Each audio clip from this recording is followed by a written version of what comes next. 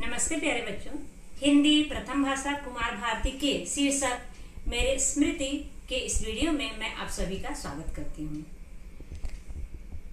Lockdown हुए बच्चों, लगभग 8 महीने हो गए। तो क्या इस लॉकडाउन में आपको स्कूल की याद एक बार भी नहीं आई?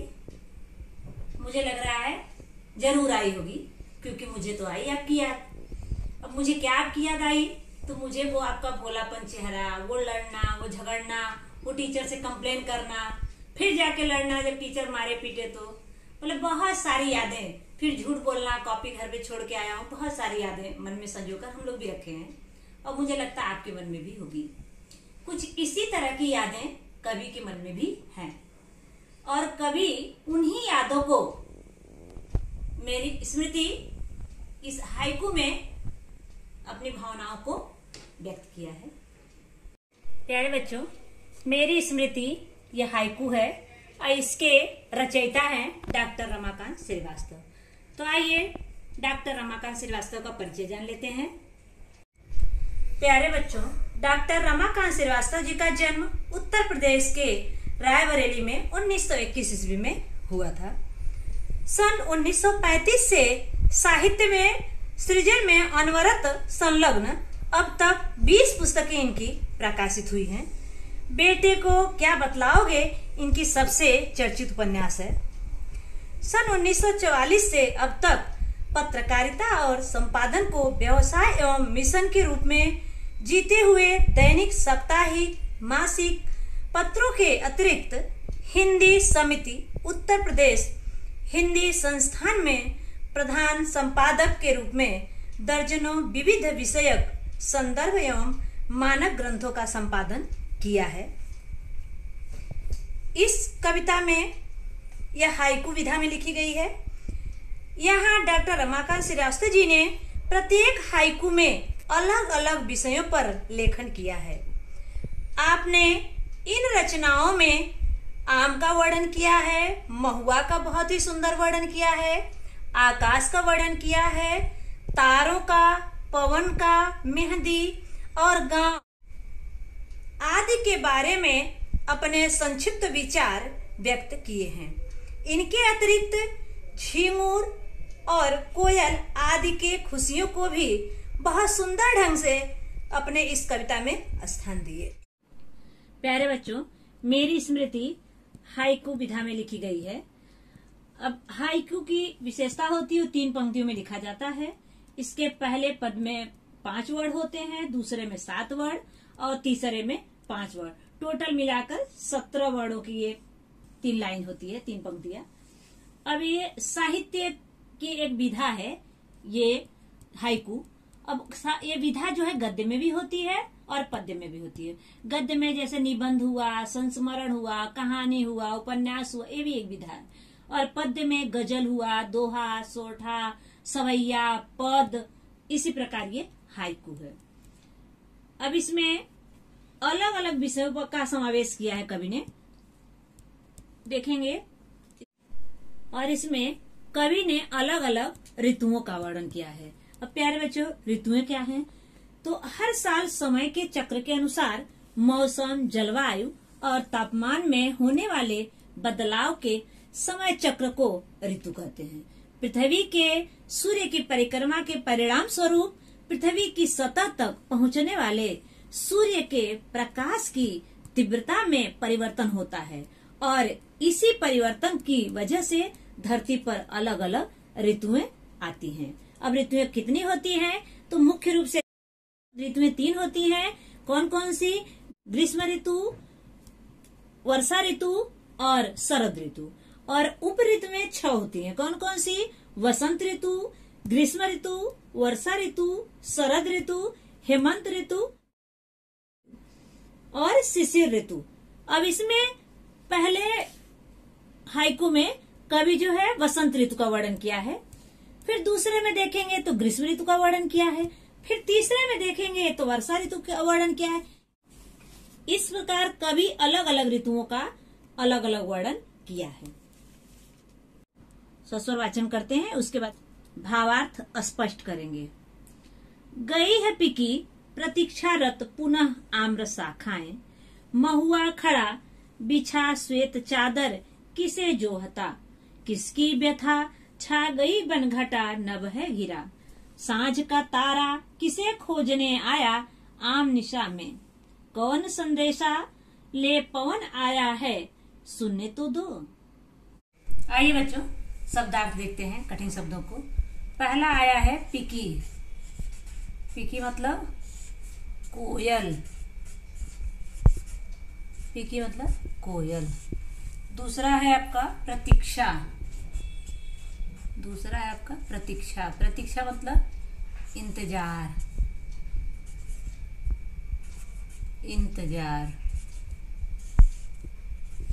तीसरा है आपका आम्र। आम्र। आम्र मतलब आम। चौथा आपका है उसी में शाखाएं। चौथा है आपका शाखाएं। शाखाएं मतलब डालियां। डालियां। डालियां। अगला आपका श्वेत। श्वेत। श्वेत मतलब सफेद। श्वेत मतलब सफेद। फिर यहाँ पे आया है जोहना। कवि लिखा है जोहना। फिर जोहना मतलब इंतजार या प्रतीक्षा। प्रतीक्षा या इंतजार दोनों होगा। प्रतीक्षा। अगला है आपका घटा। घटा का क्या आएगा? बादल। घटा बादल। नभ हम लोग कई बार पढ़ चुके हैं, इसलिए बार बार लिखती हूँ ताकि आप समानार्थी पर्यायवाची आए तो लिख लो। नभ मतलब आकाश, व्योम, गगन, आकाश।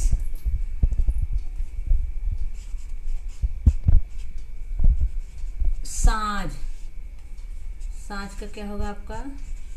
शाम। अगला है खोजना। खोजना।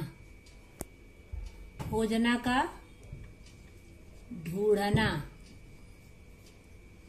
पर्यायवाची आ जाएगा। तो अगला है आपका निशा के साथ आया है आम शब्द का प्रयोग किया गया है। यहाँ आम मतलब अंधेरा से है।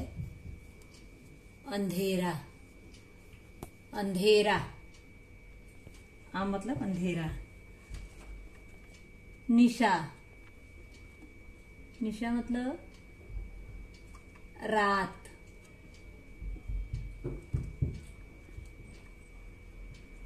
अगला है पवन। देखिए पवन आया है।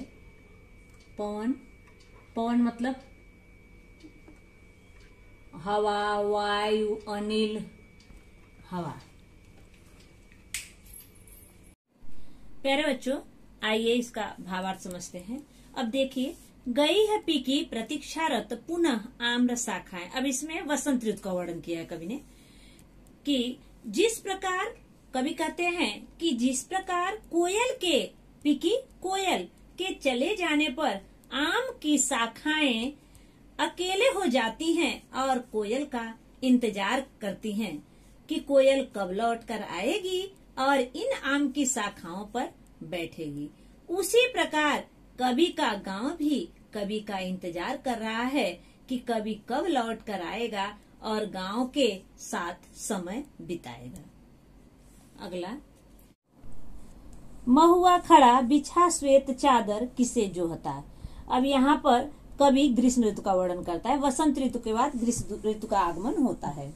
अब महुआ, अब देखेंगे गर्मी के मौसम में जब हम गांव जाते हैं, अब देखेंगे महुआ में छोटे छोटे हल्का हल्का पीले रंग का फूल होता है और रात में इतना गिर जाता है कि ऐसा लगता है कोई सफेद चादर बिछी हुई है। लाइट एकदम पीला और सफेद लेके होता है, वो ऐसा लगता है सफेद चादर बिछी हुई है। कवि कह रहे हैं कि जिस प्रकार हम किसी अपने प्रिय व्यक्ति के आने का इंतजार बड़ी बेसब्री से पलके बिछाकर करते हैं, ठीक उसी प्रकार महुआ अपने फूलों का सफेद चादर बनाकर कवि की प्रतीक्षा कर रहा है। जोहता मतलब इंतजार करना, श्वेत मतलब सफेद। अगला, किसकी व्यथा छा गई बन घटा, नभ है गिरा। व्यथा मतलब दुख, घटा मतलब बादल, नभ मतलब आकाश। कवि कहता है कि ग्रीष्म ऋतु का मौसम बीत जाने पर जिस तरह से सभी को वर्षा ऋतु का इंतजार रहता है, उसी प्रकार गांव को भी कवि का इंतजार है। और कवि के न आने पर गांव इतना दुखी हो जाता है कि दुख उसका घटा बनकर आकाश में छा जाता है। अगला, सांझ का तारा किसे खोजने आया, आम निशा में। यहाँ पे देखिए, निशा मतलब रात, आम मतलब यहाँ अंधेरा से है, सांझ मतलब शाम। कवि कहता है कि अब शाम हो गई है और आकाश में तारे निकल आए हैं। गांव कवि को खोजने आया है कि कहीं कवि इस अंधेरी रात में भटक न जाए। कौन संदेशा ले पवन आया है, सुनने तो दो। इन पंक्तियों के माध्यम से कवि कहता है कि जब पवन बहकर कवि को स्पर्श करता है तो कवि को लगता है जैसे मेरा गांव मेरे लिए कोई संदेश भेजा है, और उसको कवि बड़ी आतुरता से अनुभव कर रहा है और लोगों को, सबको मना कर रहा है कि भाई सभी लोग चुप हो जाओ और मुझे सुनने तो दो कि हवा मेरे लिए, मेरे गांव से कौन सा संदेश लेकर आई है। आइए बच्चों, आकलन कृति देखते हैं। इसमें गई है लेके सुनने तो दो, जो पवन की हवाएं लेकर आ रही हैं। कवि कह रहा है ये 5 पद्यांशों का है। रिक्त स्थानों की पूर्ति कीजिए। प्रतीक्षा करने वाली, कौन प्रतीक्षा कर रहा है प्यारे बच्चों, कौन प्रतीक्षा कर रहा है? आम्र शाखाएं। कौन प्रतीक्षा कर रहा है? आम्र शाखाएं, आम की डालियां।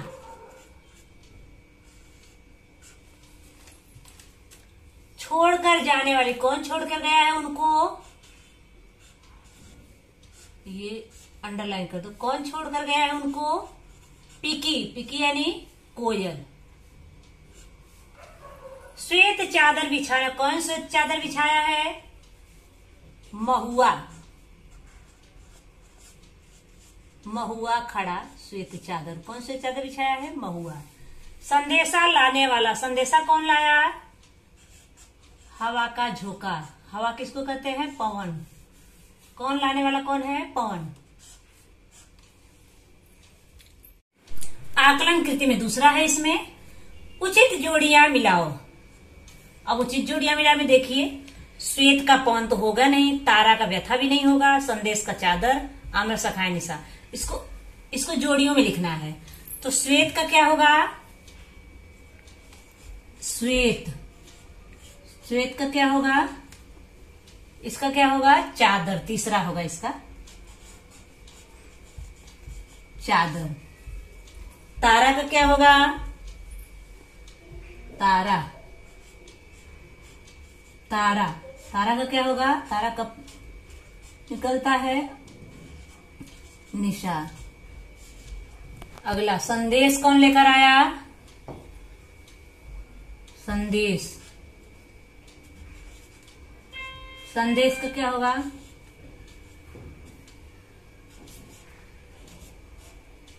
संदेश का क्या होगा? पवन। संदेश का पवन।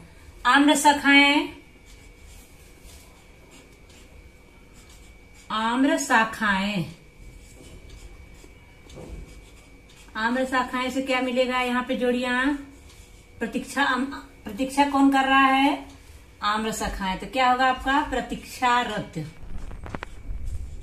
प्रतीक्षारत।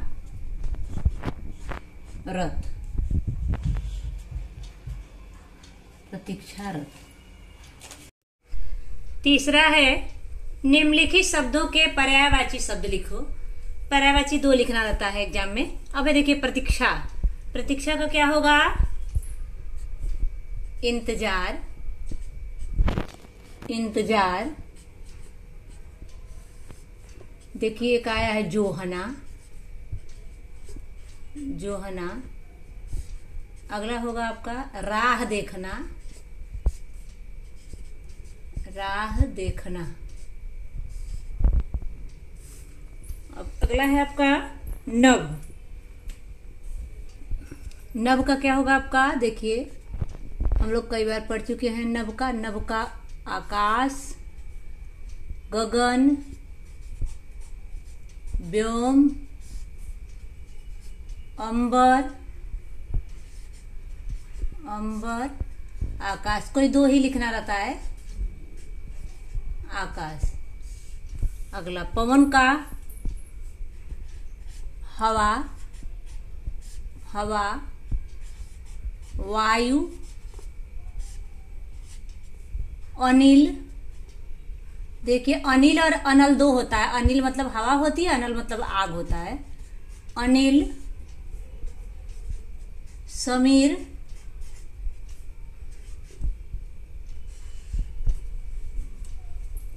आइए बच्चों मेरी स्मृति भाग 1 का व्याकरण देखते हैं।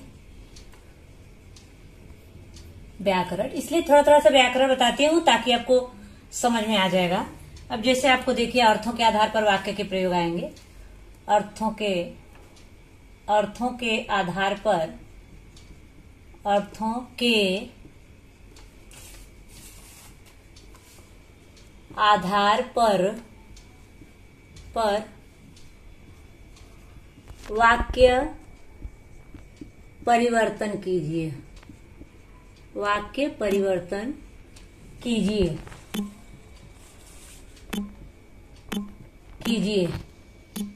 ठीक है, अब इसमें पहला होगा आपका वाक्य होगा आपका, राधिका प्रतिदिन घूमने जाती है।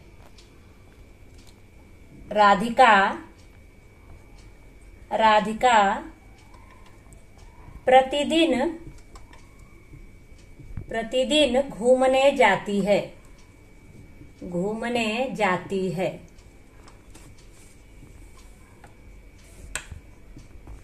जाती है। अब इसको आज्ञावाचक वाक्य में प्रयोग करना है।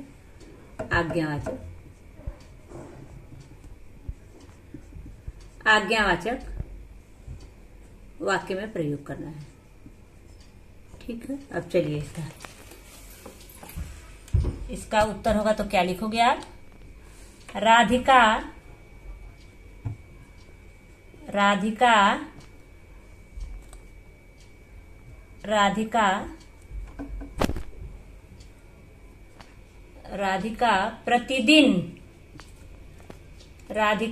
प्रतिदिन घूमने जाओ।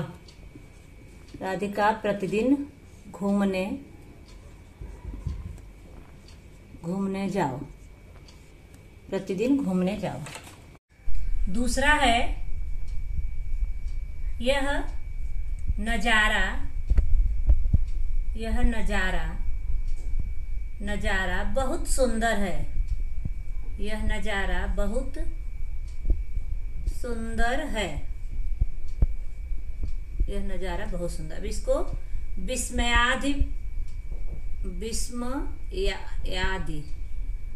विस्मयादि बोधक वाक्य में परिवर्तन करना है। विस्मयादि बोधक वाक्य में इसको परिवर्तन। तो आप क्या लिखोगे? उत्तर आएगा आपका। आप क्या लिखोगे? वाह। ध्यान रखोगे, ये चिन्ह लगाना बहुत जरूरी है। विस्मय का वाह। यह नजारा बहुत सुंदर है। बहुत सुंदर है। अब इसमें लिखेंगे। अगला है व्याकरण में दूसरा क्वेश्चन है। इसमें निम्नलिखित अव्ययों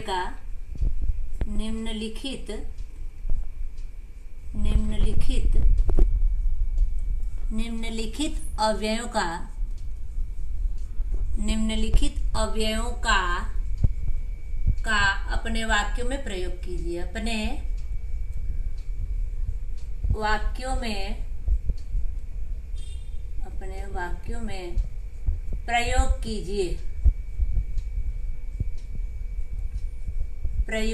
कीजिए।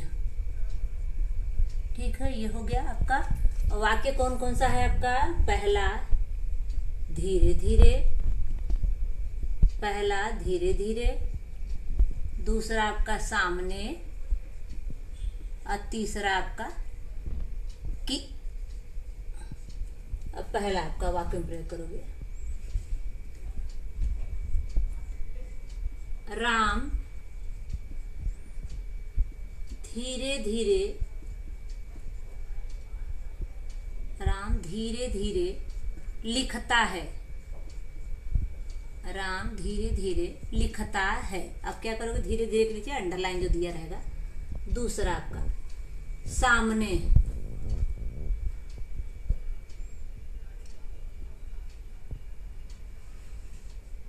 लोमड़ी, लोमड़ी मेरे घर के सामने, मेरे घर के सामने बैठी है। ठीक है, बैठी है। अब सामने पे क्या करोगे, अंडरलाइन कर दोगे। तीसरा आपका आया है कि।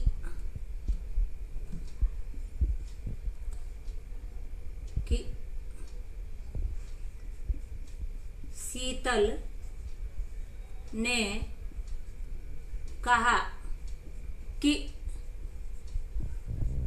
आज मैं विद्यालय नहीं जाऊंगी। शीतल ने कहा कि आज मैं विद्यालय नहीं जाऊंगी। अब क्या करोगे, कि के नीचे अंडरलाइन। इसी प्रकार आपको अव्यय का वाक्य में प्रयोग करना रहेगा। अव्यय का वाक्य में प्रयोग भी करोगे और उसके नीचे अंडरलाइन भी करोगे। यहाँ पर भी ये अगर आपका वाक्य परिवर्तन रहेगा तो जब वाह लिखोगे तो यहाँ पे विस्मयादि बोधक का चिन्ह लगाना जरूरी है।